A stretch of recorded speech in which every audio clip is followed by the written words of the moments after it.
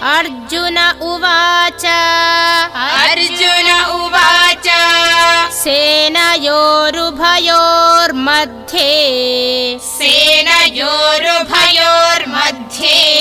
रथं स्थापयमेच्युत रथं स्थापयमेच्युत यावदेतान्निरीक्षेऽहम्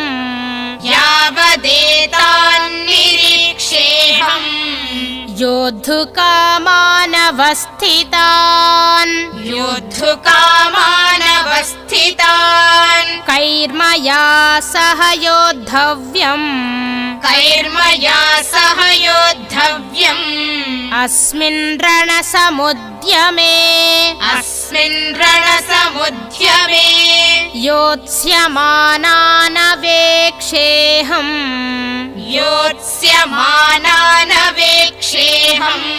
य एतेऽत्र समागताः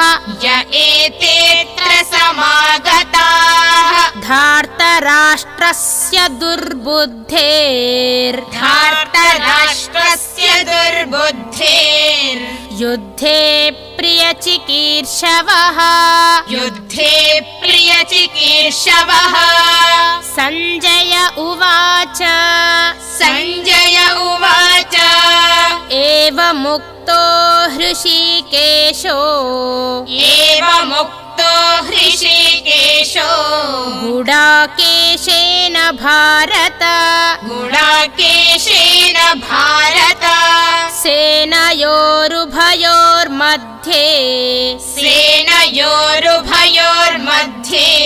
स्थापयित्वा रथोत्तमम् भीष्मद्रोणप्रमुखतः सर्वेषां च महीक्षिताम् उवाच पार्थ पश्यैतान् समवेतान् कुरूनिति तत्र पश्यत् स्थितान् पार्थः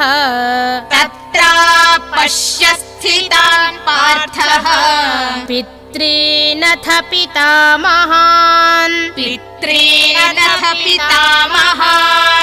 आचार्यान् मातुलान् भ्रातॄन्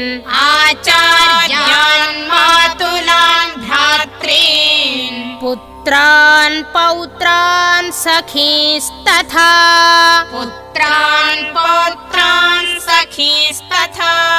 श्वशुरान् सुहृदश्चैव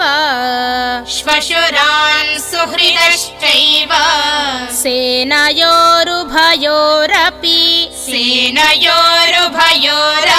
तान् समीक्ष स कौन्तेयः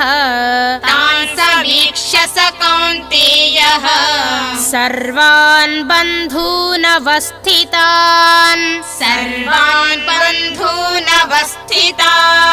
कृपया परयाविष्टो विषीदन्निदमब्रवीत् अर्जुन उवाच दृष्ट्वेमं स्वजनं कृष्ण युयुत्सुं समुपस्थितम् सीदन्ति मम गात्राणि मुखं च परिशुष्यति वेपथुश्च शरीरे मे रोमहर्षश्च जायते गाण्डीवं स्रंसते हस्तात् त्वक्चैव परिदह्यते न च शक्नोम्यवस्थातुम् न च शक्नोम्यवस्थातुम् भ्रमतीव च मे मनः भ्रमतीव च मे मनः निमित्तानि च पश्यामि निमित्तानि च पश्यामि विपरीतानि केशव विपरीतानि केशव न च श्रेयोऽनुपश्यामि न च श्रेयोऽनुपश्यामि हत्वा स्वजनमाहवे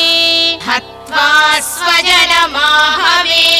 न काङ्क्षे विजयं कृष्ण न काङ्क्षे विजयं कृष्ण न च राज्यं सुखानि च न च राज्यं सुखानि च किं नो राज्येन गोविन्द किं नो राज्येन गोविन्द किं भोगैर्जीवितेन वा किं भोगैर्जीवितेन वा येषामर्थे काङ्क्षितं नो येषामर्थे काङ्क्षितं नो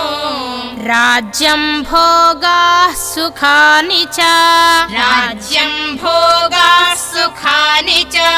त इमेव स्थिता युद्धे त इमेव स्थिता युद्धे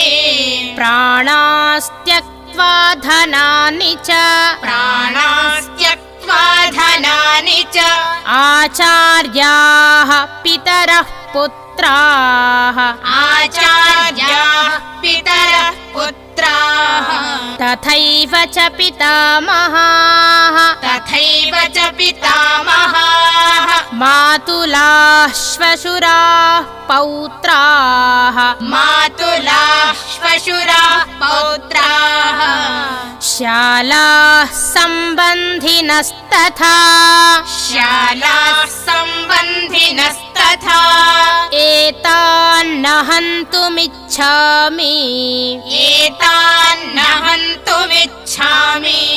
घ्नतोऽपि मधुसूदन घ्नतोऽपि मधुसूदन अपि त्रैलोक्यराज्यस्य अपि त्रैलोक्यराज्यस्य हेतोः किं नु मही कृते हेतोः किं नु मही कृते निहत्य धार्तराष्ट्रान्नः निहत्य धार्तराष्ट्रान्नः का प्रीतिः स्याज्जनार्दन का प्रीतिः स्याज्जनार्दन पापमेवाश्रयेदस्मान् पापमेवाश्रयेदस्मान् हत्वैतानाततायिनः हत्वैतानाततायिनः तस्मान्नार्हा वयं हन्तुम् तस्मान्नार्हा वयं हन्तुम् धार्तराष्ट्रान् स्वबान्धवान् धार्तराष्ट्रान् स्वबान्धवान् स्वजनं हि कथं हत्वा स्वजनं हि कथं हत्वा सुखिनः स्याम माधव सुखिनः स्याम माधव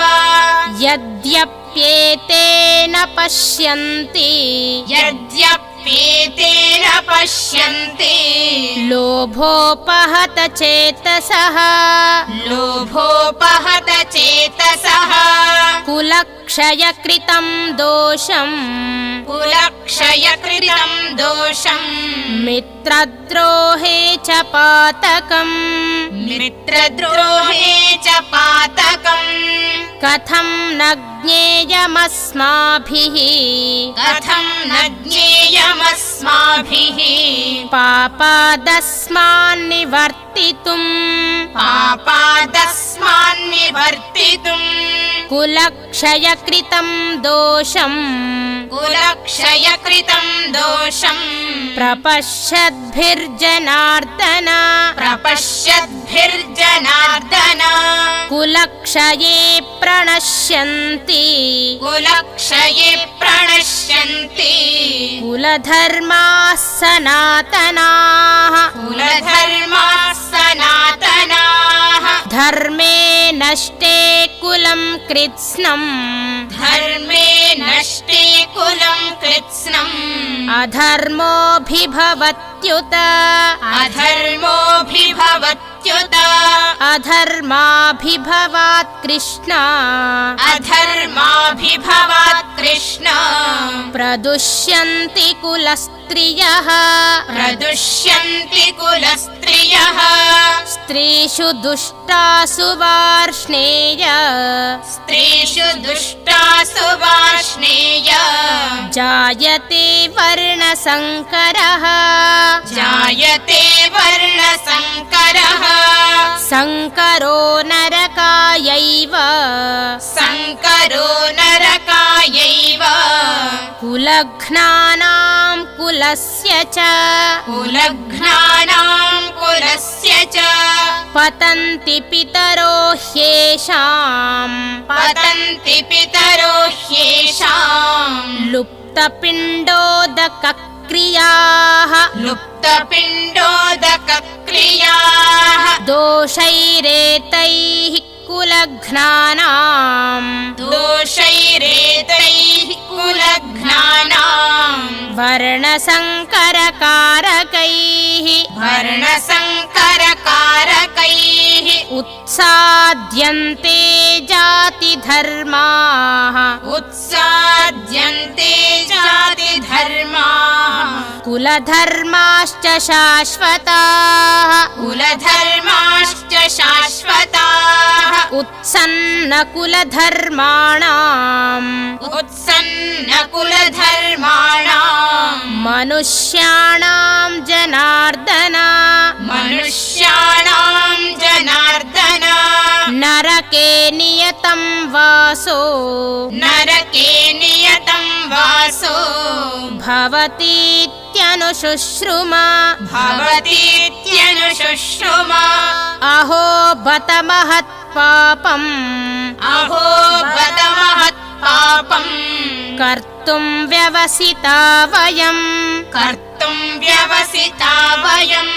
यद्राज्यसुखलोभेन यद्राज्यसुखलोभेन हन्तुं स्वजनमुद्यताः हन्तुं स्वजनमुद्यताः यदि मामप्रतीकारम् यदि मामप्रतीकारम् अशस्त्रं शस्त्रपाणयः अशस्त्रं शस्त्रपाणयः धार्तराष्ट्रारणे हन्युः धार्तराष्ट्रारणे हन्युः तन्मे क्षेमतरं भवेत् तन्मे क्षेमतरं भवेत् सञ्जय उवाच सञ्जय उवाच एवमुक्त्वार्जुनः सङ्ख्ये एवमुक्त्वार्जुनः सङ्ख्ये रथोपस्थ उपाविशत् रथोपस्थ उपाविशत विसृज्य सशरं चापम् विसृज्य सशरं चापम् शोकसंविघ्नमानसः शोकसंविघ्नमानसः ॐ तत्सदिति ॐ तत्सदिति श्रीमद्भगवद्गीतासु श्रीमद्भगवद्गीतासु उपनिषत्सु ब्रह्मविद्यायां योगशास्त्रे श्रीकृष्णार्जुन संवादे अर्जुन विषादयोगो नाम प्रथमोऽध्यायः